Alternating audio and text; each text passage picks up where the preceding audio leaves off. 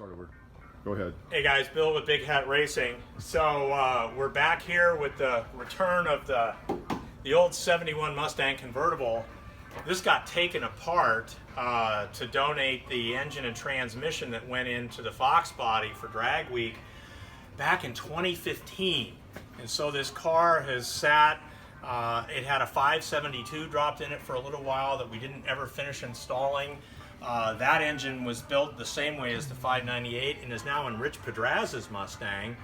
And this is about to get a supercharged Coyote second gen engine along with a 6-speed transmission. So the car is going to go back to its pro touring roots with a nice docile Coyote that reportedly made 1,080 to the tire on E85. We're going to tune it down a little bit from that, but still it'll be a Magnum T56, same 9-inch rear end it's always had.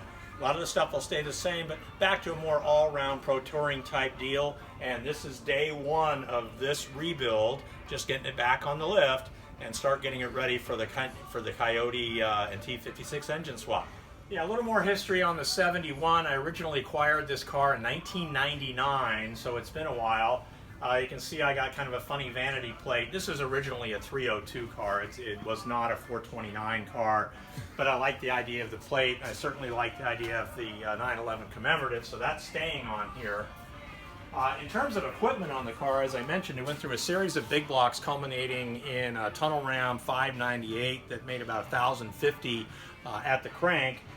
So for years and years and years, I've run this particular set of wheels.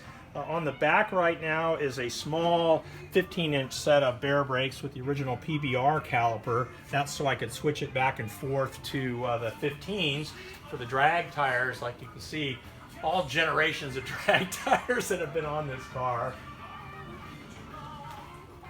On the front is a set of the Bear 6S. That's the high-end monoblock caliper. So as part of going back to the road race style, we're also going to have a set of those on the rear with 13-inch rotors. These are 14s in the front, so it'll have a lot of stopping power.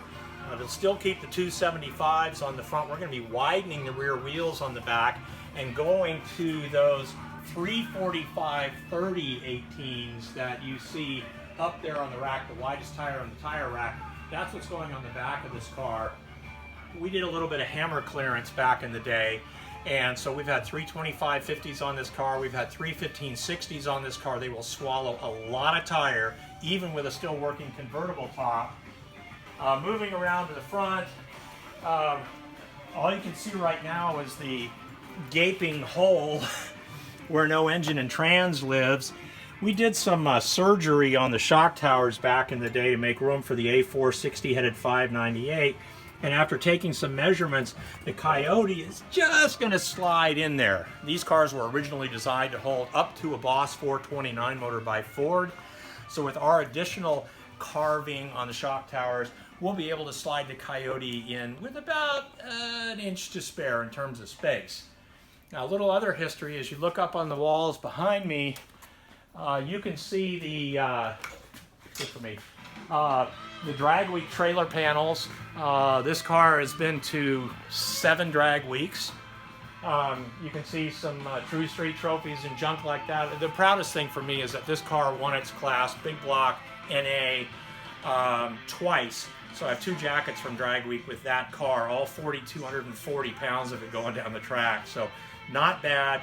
Obviously been outclassed more recently by the lightweight stuff, but nevertheless, pretty good track record for this car. Look up on the wall, you can go all the way back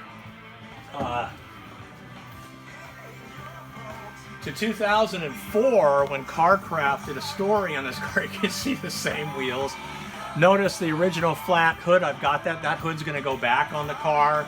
At that time, it had a 504 cubic inch big block Ford, and that grew and grew and grew. So a lot of history with this car.